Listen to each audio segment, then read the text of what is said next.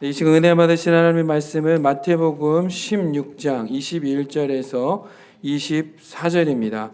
우리 하나님을 경외하는 마음으로 다 같이 일어나셔서 합독하시도록 하겠습니다. 마태복음 16장 21절에서 24절. 다 같이 합독하십니다. 이때로부터 예수 그리스도께서 자기가 예루살렘에 올라가 장로들과 대제사장들과 서기관들에게 많은 고난을 받고 죽임을 당하고 제3일에 살아나야 할 것을 제자들에게 비로소 나타내시니 베드로가 예수를 붙들고 항변하여 이르되 주여 그리 마옵소서 이 일이 결코 주께 미치지 아니하리이다.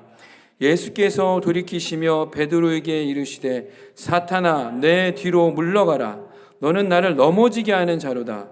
내가 하나님의 일을 생각하지 아니하고 도리어 사람의 일을 생각하는도다 하시고 이에 예수께서 제자들에게 이르시되 누구든지 나를 따라오려거든 자기를 부인하고 자기 십자가를 지고 나를 따를 것이니라. 아멘. 이 시간 담임 목사님 나오셔서 예수님을 따르는 삶이라는 제목으로 말씀 전해 주실 때에 하나님의 크신 은혜가 있기를 원합니다. 죄송합니다. 그리고 자리에 앉으실 때에 우리 앞뒤 좌우에 계신 분에게 인사 나눴으면 좋겠습니다. 네, 시간 말씀에 큰 은혜가 있기를 바랍니다.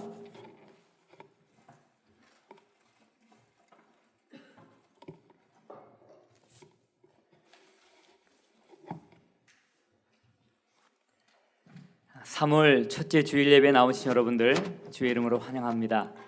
시간은 흘러갑니다. 벌써 3월이 됐고요. 또 백신이 보급이 전국적으로 다 잘 되고 있고 또 미국에서 세 번째 백신, 이제 한 번만 맞으면 되는 백신도 이제 나와갖고 사람들이 굉장히 활기가 있는 것 같아요. 텍사스는 너무 활기가 이제 또 많이 있어갖고서 이번 주부터는 마스크 착용하는 것, 의무화하는 것 이제 안 하기로 하는데, 물론 마스크를 안 해도 된다 하는 얘기 아닙니다. 강제 규정으로 하는 것만 이제 없어진다 하는 얘기예요. 자발적으로 하는 것, 마스크 끼는 것 금하는 건 아닙니다. 광고를 제가 몇 가지 보충할 게 있네요. 일단 하나는 다음 주일 14일입니다. 일광절약 시간이 시작이 됩니다. 일광절약제. 이번에는 여러분이 전날 주무실 때 시간을 1시간 빨리 가게 해야 돼요. 그러니까 일찍 일어나는 겁니다. 그렇게 하셔야지만이 주일 예배에 늦지 않고 오실 수가 있는 거예요. 그래서 그렇게 기억하시고요. 또 한 가지는 크리스티 리 자매님, 우리가 중보기도 제목에 몸의 회복을 위해 계속해서 이제 광고를 냈는데, 우리 영어권 예배 조회 펠로우십에 나와서 예배드리는 자매입니다. 그래서 하이지니스트라고 해갖고 치위생사 공부를 하고요. 이달 3월 달에 졸업을 하게 되어 있습니다. 그런데 몸에 좀 수술할 필요가 있어요. 그래서 이미 수술을 했거든요. 그래서 괜찮을 줄 알았는데 다시 또 재발을 한 거예요. 그래서 첫 번째 수술한 빌도 다 피해를 못했어요. 그런 상황에서 두 번째 수술을 해야 되니까 이거 좀 도와야 되겠다 해서 학교의 친구인지 그 친구가 중심이 돼서 펀드레이징하는 그런 사이트를 이렇게 마련했더라고요. 그래서 저희 영어권 예배드리는 조이 펠로우십에서는 이제 개별적으로 헌금을 하고 있었어요. 그래서 저희 교회 팀장님들하고 상의하고 해갖고 같은 교회 형제 자매인데 우리도 당연히 도와야 되지 않는가 해갖고 말씀을 드린 겁니다. 그래서 자매님은 미국에서는 너무 치료비가 비싸갖고 첫 번째 치료비도 다 지금 지불하지 못한 상태라서 두 번째까지 하면 너무 큰 치료비가 나오기 때문에 이번 졸업한 다음에 바로 한국 가서 이제 수술을 하려고 하는 거예요. 가는 비용 오는 비용도 있지만 그렇게 해도 한국에서 하는 게 더 싸다고 하더라고요.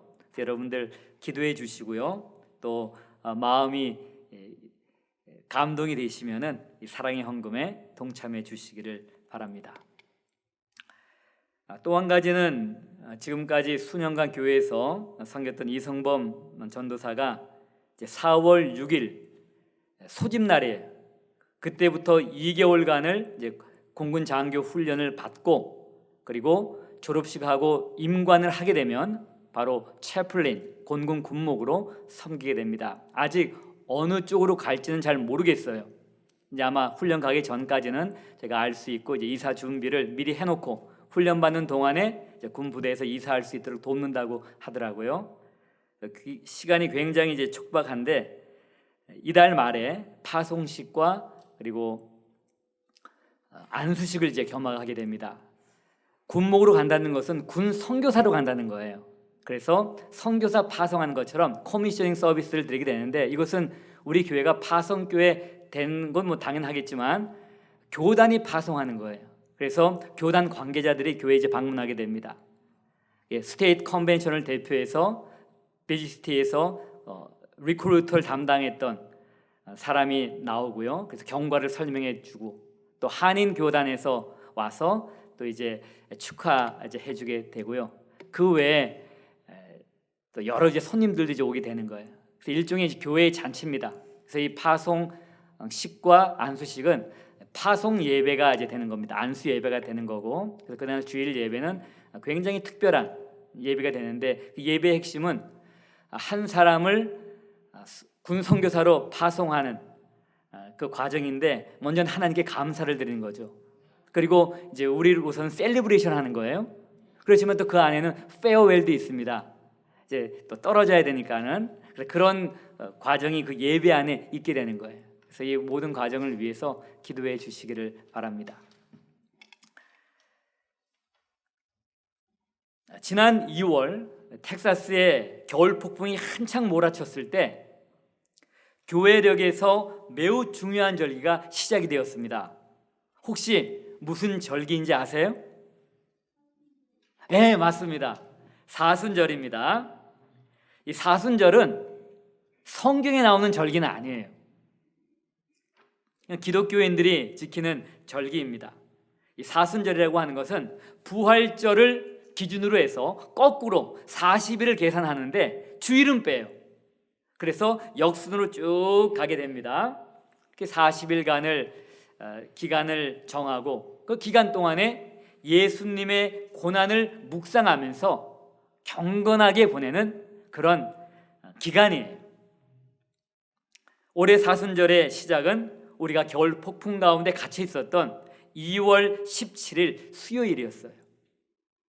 원래 이 사순절 1세기 때는 어떻게 지켰냐 하면 예수님이 무덤에 갇히셨던 금요일부터 그리고 주일 새벽까지, 부활한 새벽까지 약 한 40시간 정도였다고 해요. 그게 1세기 때 사순절을 지킬 때였다고 합니다. 그런데 이 40시간이 점점 늘어나게 된 거예요. 그래서 주 731년 프랑크 왕국의 샤를마뉴 대제에 이르러서는 40일이 되었다고 합니다. 40시간이든 40일이든 간에 성경에 40이라는 숫자가 굉장히 의미가 있죠. 그리고 이제 40이 고난의 숫자를 의미한다라고 해서 사순절을 굉장히 의미 있게 지키죠. 중세 때에는 이 사순절 동안에 교인들이요 회개의 상징으로 예쁜 옷을 입는 게 아니라 자루로 된 옷을 입고 다녔대요. 그리고 머리에는 젤을 뿌렸다고 합니다. 여러분 애쉬 웬즈데이라는 말 들어보셨죠? 그게 사순절 시작인데 그 애쉬 웬즈데이를 지키는 의미가 이제 여기 있는 거예요. 그 젤을 뿌린다고 하는 게 회개를 상징하잖아요. 또 흙에서 왔으니 흙으로 돌아간다 하는 그 말씀도 우리가 기억하고 인간이 교만하면 안 되는구나 라고 이제 하는 것도 기억하는 건 되겠죠. 또 중세에는 이 사순절 이 40일 동안에 모든 사람이 하루에 한 끼만 먹었다고 해요. 저녁 먹었다고 합니다. 그리고 부활절 될 때까지는 화려한 음악 같은 거 연주하지도 않고 듣지도 않고 그렇게 했다고 합니다. 기독교 역사에서 이 사순절은 부활절을 맞아 침례를 받을 성도들, 새로운 신자들이죠. 그분들의 준비하는 기간으로 사용되기도 했어요. 40일간 기도하고 또 금식도 하고 절제도 하고 그래서 예수님을 따라가는 삶이 무엇인가 그래서 깊이 묵상한 다음에 준비돼서 침례를 받는 것이었습니다. 또 이 사순절의 절기는 신앙의 회복과 부흥을 위한 경건 훈련의 기간으로도 사용되기도 한 거예요. 그래서 부활절만 중요하고 고난 주간 또는 성금요일만 중요한 게 아니라 사실 이 40일이라는 이 기간이 기독교에 있어서 굉장히 의미 있고 중요한 기간인 것입니다. 자, 오늘 우리는 3월 첫째 주를 맞았는데 이 3월 한 달 전체가 사순절 기간에 해당이 되는 거예요. 그래서 이번 주부터 이달 마지막 주까지는 우리가 4주 동안 예수님이 가진 십자가의 길을 묵상을 하면서 예수님의 제자로서 우리의 삶을 점검을 하려고 하는 것입니다. 그게 이 기간의 의미하고 맞는 거죠. 물론 그것은 매일매일 사실 해야 될 일이에요. 예수님의 제자로서. 그렇지만 이제 교회력을 우리가 기억하면서 중점적으로 이때 이제 하는 거다라고 하는 것입니다. 여러분이 교회력을 잘 따라가기만 해도요, 신앙의 리듬을 타면서 여러분의 신앙을 계속해서 유지할 수가 있어요. 그리고 좀 이렇게 떨어졌다라고 하면은 그걸 북돋을 수가 있고 서로 격려하고 또 회복하고 또 성장하고 하는 계기를 교회의 역을 따라가면서 할 수가 있는 것입니다. 의미 있고 은혜가 넘치는 사순절이 되기 위해서 구체적으로 우리가 무엇을 실천해야 하는 것인가 하는 것을 오늘부터 시작해서 매주 나누려고 합니다. 오늘은 그 첫 번째 시간으로 나눌 말씀의 제목은 예수님을 따르는 삶입니다. 오늘 본문 말씀은 이때로부터라고 시작되는 거예요. 그 이때가 언젠가 하면은 베드로가 예수님을 그리스도요 하나님의 아들이십니다 라는 고백을 했고, 예수님이 이 신앙 고백 위에 예수님의 교회를 세우겠다라고 약속하신 이후부터라고 하는 거예요. 이때로부터 예수님은 예루살렘에 가셔서 십자가의 고난을 받고 죽으시고 부활하실 거에 대해서 예수님이 말씀해 주시는 겁니다. 예루살렘 가기까지 3번 이 말씀을 하세요. 예수님이 고난받고 죽으시고 부활한다는 게 오늘이 16장에 한번 나오고 또 마태복음 17장에 한번 나오고 마태복음 20장에 나오게 되는 것입니다. 오늘 본문 말씀이 이렇게 기록됩니다. 이때로부터 예수 그리스도께서 자기가 예루살렘에 올라가 장로들과 대제사장들과 서기관들에게 많은 고난을 받고 죽임을 당하고 제3일에 살아나야 할 것을 제자들에게 비로소 가르치시니, 예수님의 고난과 죽음 그리고 부활은 제자들이 전혀 기대하지 않았던 말씀이에요. 예수님이 예루살렘을 향하였을 때 제자들은 신이 났죠. 그렇기 때문에 예수님의 이 말씀은 정말 황당한 말씀이었습니다. 그래서 베드로는 아예 예수님을 붙들고 그런 일은 결코 일어날 수도 없고 일어나서도 안 됩니다 라고 아예 항변을 한 거예요. 굉장히 강하게 예수님께 얘기를 했다라고 하는 것이죠. 좀 노골적으로 얘기하면 예수님께 대든 거예요. 사실 자신이 믿고 따르는 주님이 예루살렘에 올라가서 고난받고 죽는다고 했는데, 비록 그 마지막에는 3일 만에 부활한다는 얘기가 있지만 이런 얘기를 듣고 가만히 있는다 하는 것 그 자체도 이상한 일이에요, 제자로서. 그런데 베드로의 반응은 자신이 그리스도라고 고백한 이 예수님이 그리스도의 역할을 어떻게 하셔야 하는지 이미 구약 성경에 예언되어 있는 그 말씀이죠. 그것을 완전히 오해한, 그래서 하나님의 뜻을 이해하지 못한 무지에서 나온 지극히 인간적인 반응이었어요.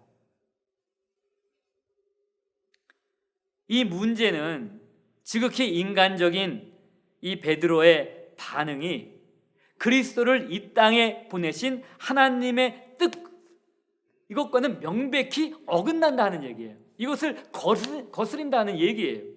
그래서 예수님은 굉장히 단호하게 베드로를 꾸짖으신 것입니다. 그것이 우리가 읽은 23절이에요. 사탄아, 내 뒤로 물러가라. 너는 나를 넘어지게 하는 자로다. 제자에게요, 그것도 얼마 전에는 그렇게 칭찬했던 제자에게 사탄아 내 뒤로 물러가라 라고 하신 거예요. 내가 하나님의 일을 생각하지 아니하고 도리어 사람의 일을 생각하는도다. 아니 베드로는 자기 딴에는 예수님을 위한답시고 한 말이었습니다. 그런데 예수님으로부터 사탄아 물러가라 라고 했으니까 얼마나 당황하고 얼마나 창피했고 예수님께 얼마나 죄송했을까요? 그리고 아마 이 당시에는 내가 도대체 뭘 잘못한 거지? 아마 잘 몰랐을 거예요. 그런데 여러분, 우리도 이럴 수가 있어요. 아니, 우리는 이런 실수를 많이 하면서 살아왔습니다. 아마 오늘도 그런 실수하는 사람이 있을지도 몰라요. 내일도 또 모릅니다. 그래서 이 말씀이 우리에게 굉장한 도전을 주는 거예요. 우리의 동기나 마음이 문제가 아니에요. 문제가 되는 것은 우리가 생각하기에 선하다라고 하는 것. 그래서 주님이 당연히 기뻐하실 거라고 하는 건데 이게 착각일 수가 있다라고 하는 겁니다.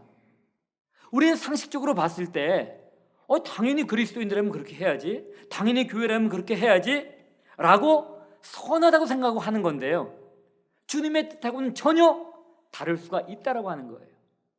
물론 오늘 베드로의 얘기에는 베드로 자신의 욕망이 있을 수가 있어요. 야심이 있을 수가 있습니다. 그러나 그걸 배제하고 순수하게 볼 수 있잖아요. 스승이 죽는다고 하는데 스승님 그러면 안 돼요. 제가 몸으로 막을게요. 제가 보호해드릴게요. 당연히 이렇게 얘기할 수가 있죠. 그걸 이제 선이라고 생각할 수가 있는 것입니다. 그렇게 해서 주님의 뜻과는 전혀 다른 결정을 우리도 할 수가 있고 행동을 우리도 할 수가 있죠. 그래서 어떨 때는 낭패를 경험해요. 그리고 또 어떨 때는 우리가 성공할 수도 있어요. 그러면 계속 착각하는 겁니다. 일이 이루어졌으니까 이거 주님이 원하시는가 보다, 주님이 축복했는가 보다 라고 하는데 주님과는 전혀 엉뚱한 길로 갈 수가 있다는 것입니다. 그것이 인간의 눈에 보기에는 좋은 일인데도 말입니다. 이것은 여러분 개인이 그럴 수 있고요, 그리고 교회적으로도 그럴 수가 있다라고 하는 얘기예요. 여기에 우리 신앙에 굉장히 중요한 위험이 도사리고 있는 거예요. 우리가 보기에 선한 것이 주님이 보시기에 반드시 선한 것이 아니라는 것을 우리가 기억해야 돼요. 그래서 이걸 계속 점검해야 됩니다.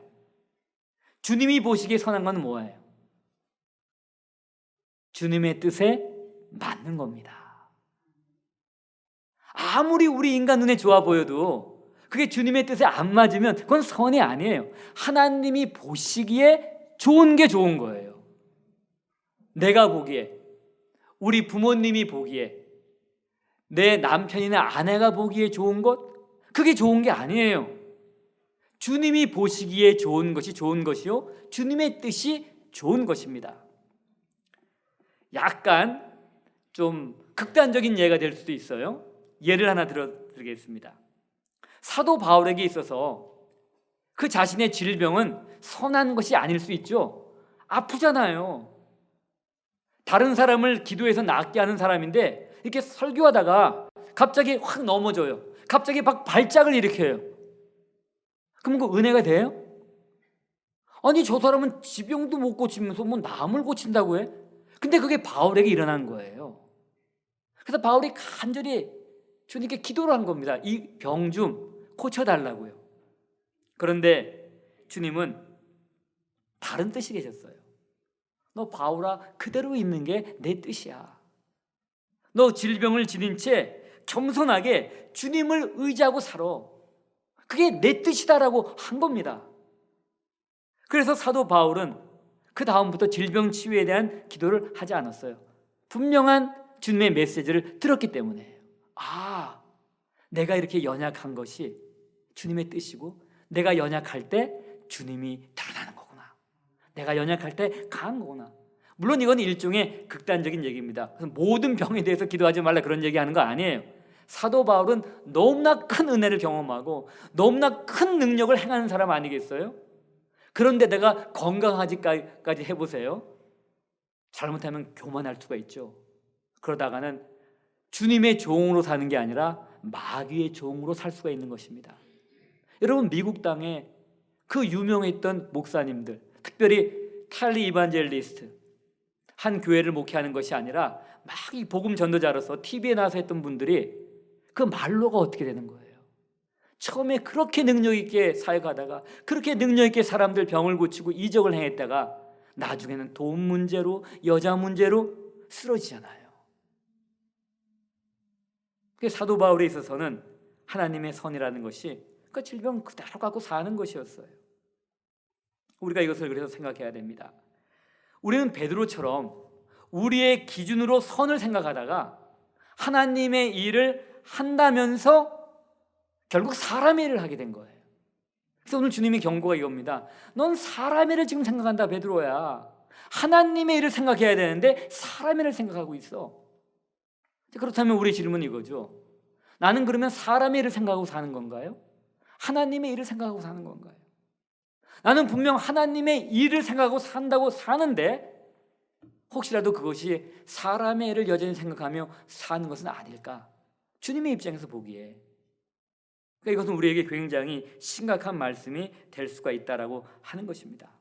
그러므로 우리는요, 하나님의 생각은 우리 생각보다 높고 하나님의 길은 우리 길보다 높다는 것을 잊지 말아야 돼요.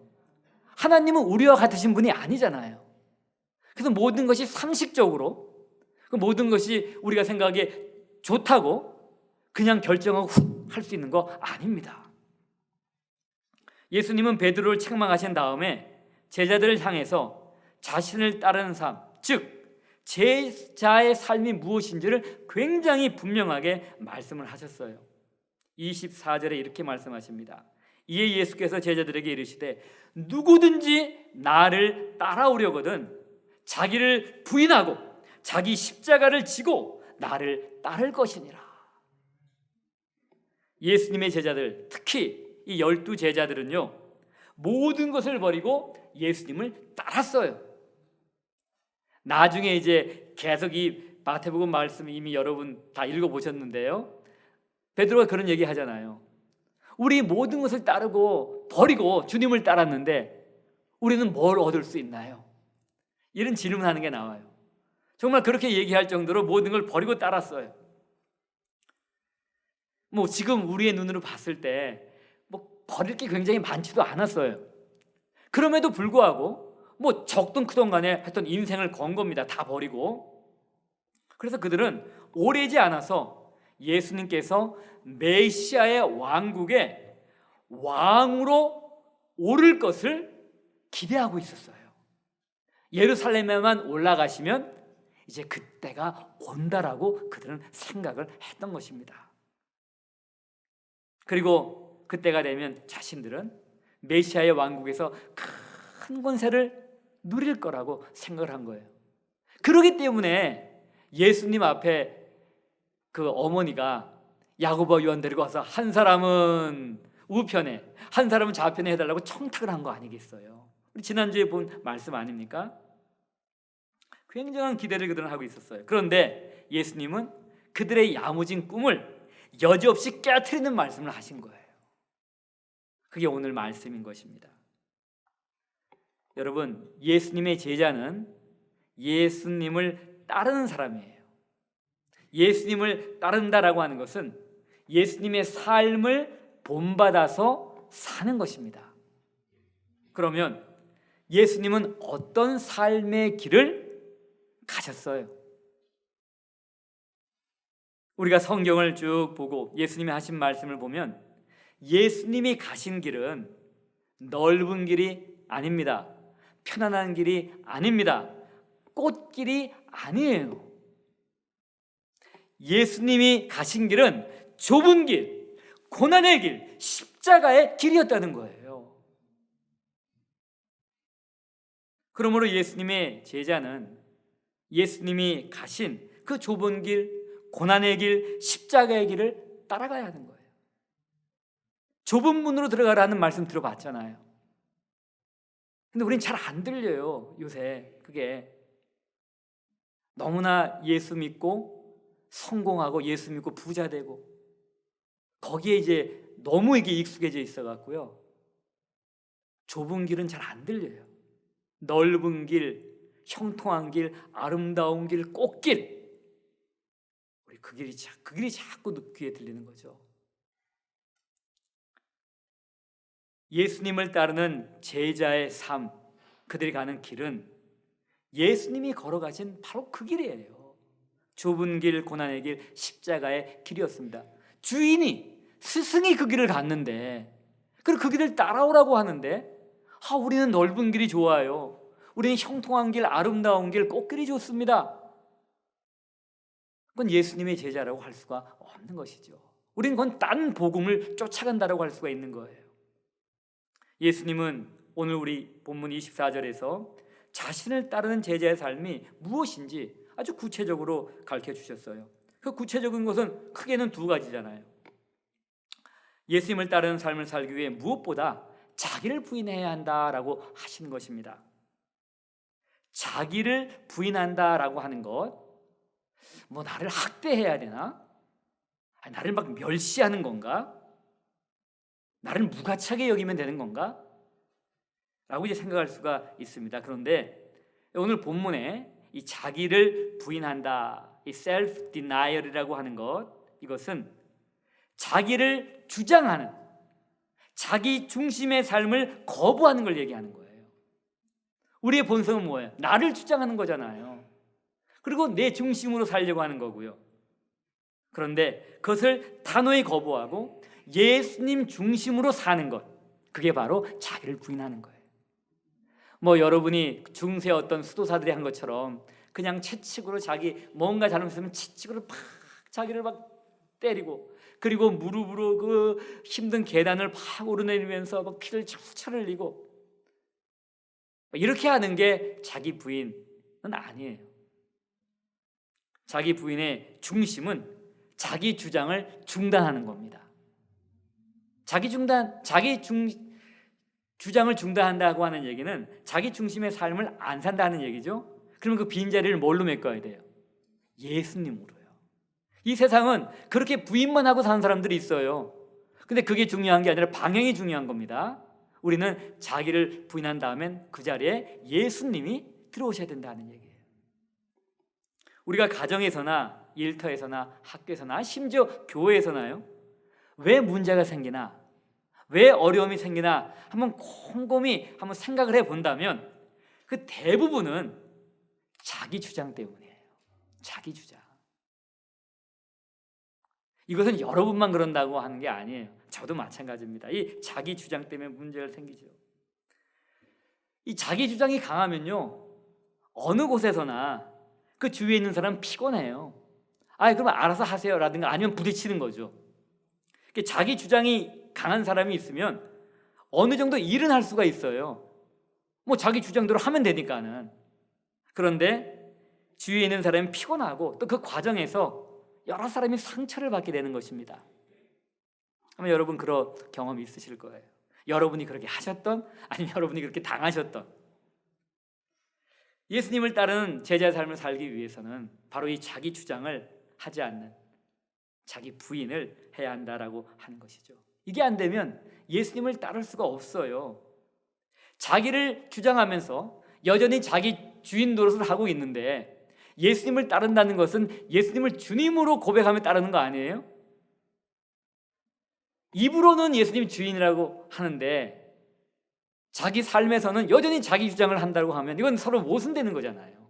그러니까 예수님을 온전히 따를 수가 없죠. 그건 말 장난이에요. 여러분, 예수님을 3번 부인한 베드로, 그 베드로 사건 여러분 잘 아실 거예요.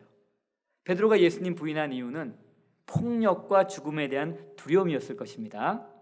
인정했다가는 당장 난 맞아 죽을 수 있잖아요. 그 자리에서. 자기를 살리기 위해서 자기를 부인하는 대신에 누굴 부인했어요? 예수님을 부인한 거예요.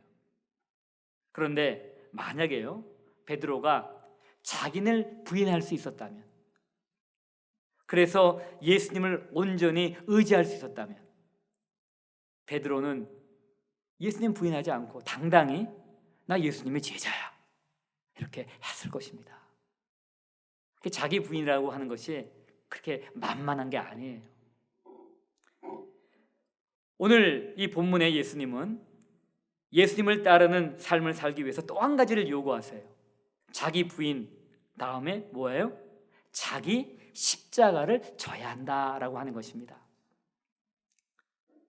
예수님이 자기 십자가를 지고 나를 따르라라고 했을 때 당시 제자들은 이게 어떤 의미로 다가왔을까요?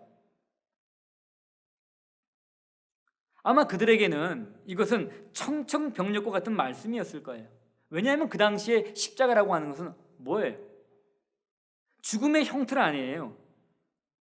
사형 선고 받은 사람이 자기 십자가 지고 처형장까지 가는 거예요. 그리고 거기에 달려 죽는 것입니다.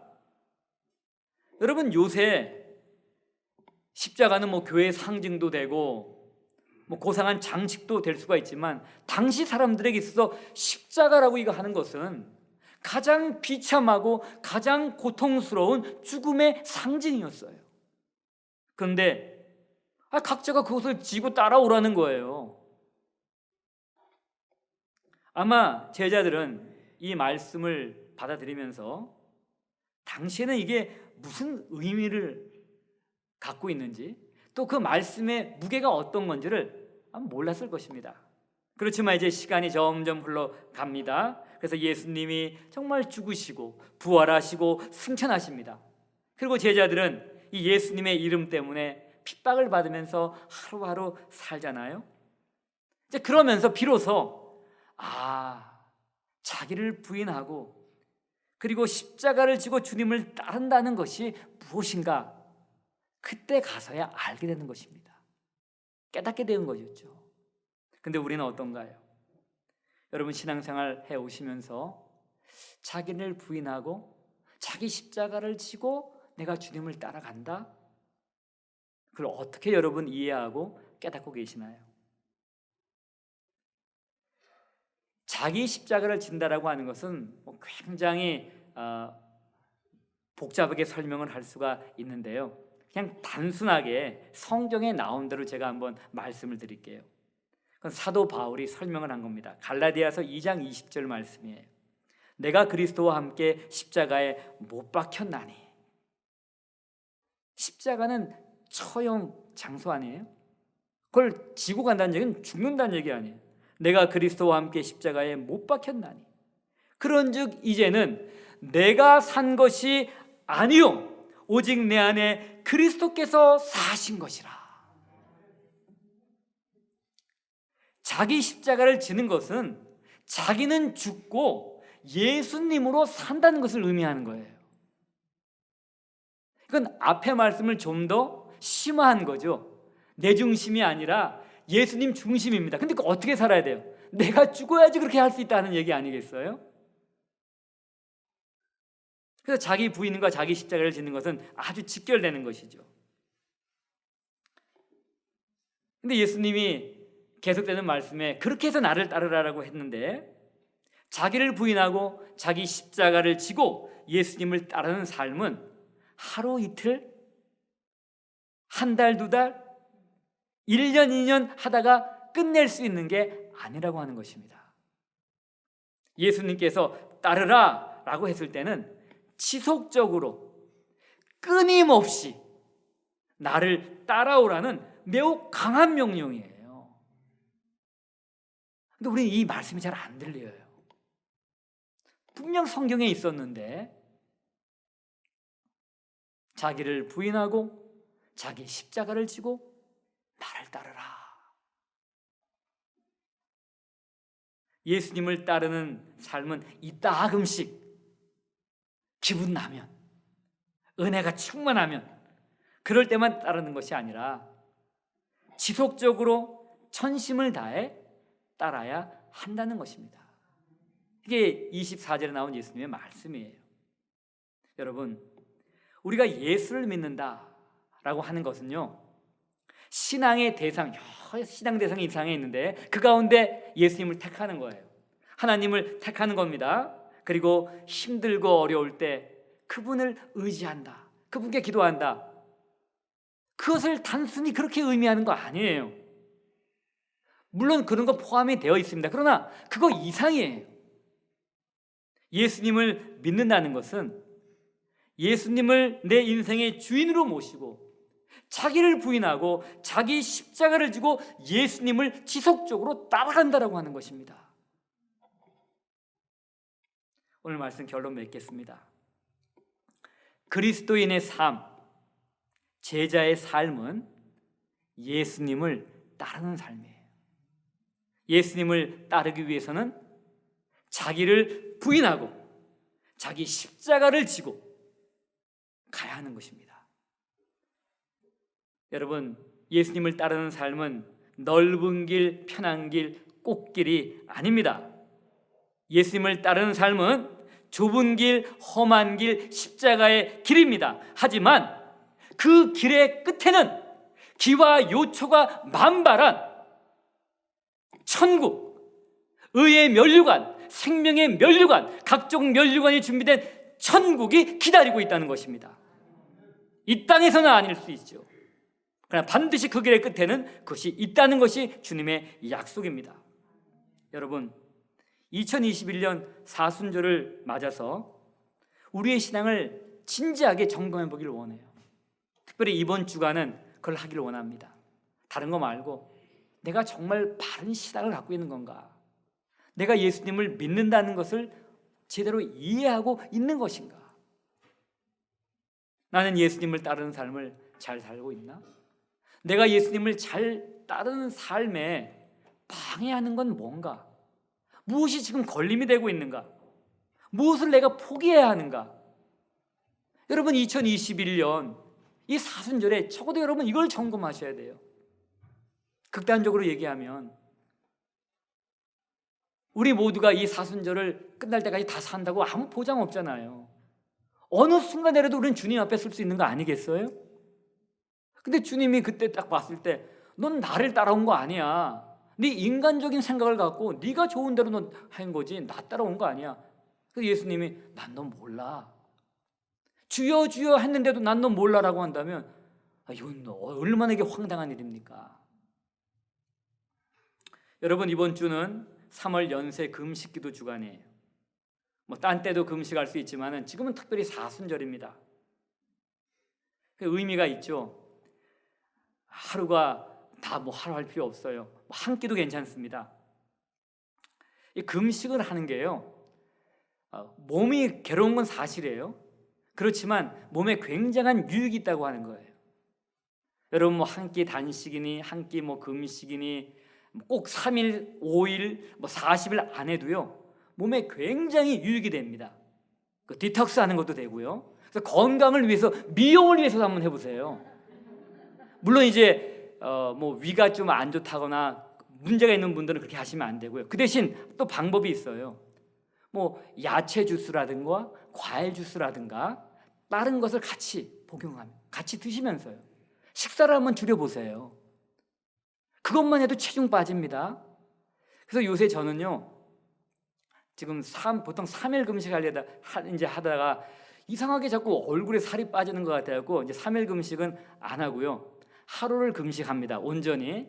그리고 나머지 2일이든 3일이든 4일이든 간에는 그냥 야채 주스 먹어요. 과일 주스. 그러면서 절제를 하는 거예요. 굉장히 좋아. 이 연세 금식 할 때마다 그렇게 해보니까요. 그래서 여러분 전혀 굶지 않고 야채 주스나 과일 주스 드시면서도 절제의 삶을 살 수가 있어요. 그래서 한번 여러분에 맞게 한번 해보시고요. 나는 그러면 고기를 금하겠다, 야채만 한번 먹어보겠다든가 여러 방식으로 할 수가 있잖아요. 여러분 나름대로 여러분의 몸에 맞게 한번 이번 주에 해보시고요. 또 여러분이 유임을 받았다시피 이 사순절 기간 지금 한 달 정도 남았잖아요. 그래서 사복음서만 통독하는 게 나와 있습니다. 하루에 한 3장, 많으면 4장이에요. 그래서 여러분이 읽기에 충분하다고 생각해서 사복음서, 예수님을 따라가는 것이 뭔가 복음서를 읽으면서 우리가 알 수가 있는데요. 금식하시고 또 아니면 음식을 좀 줄여보시고 절제하시고 그러면서 성경을 통독하면서 내가 정말 예수님을 잘 따라가고 있는지 한번 점검해 보시기를 바랍니다. 우리 삶을 진지하게 점검해 봐야 돼요. 그래서 자기를 부인하고 자기 십자가를 지고 예수님을 따르는 삶을 삶으로 주님을 기쁘시게 하고 하나님께 영광 돌리는 우리 모두가 되기를 바랍니다.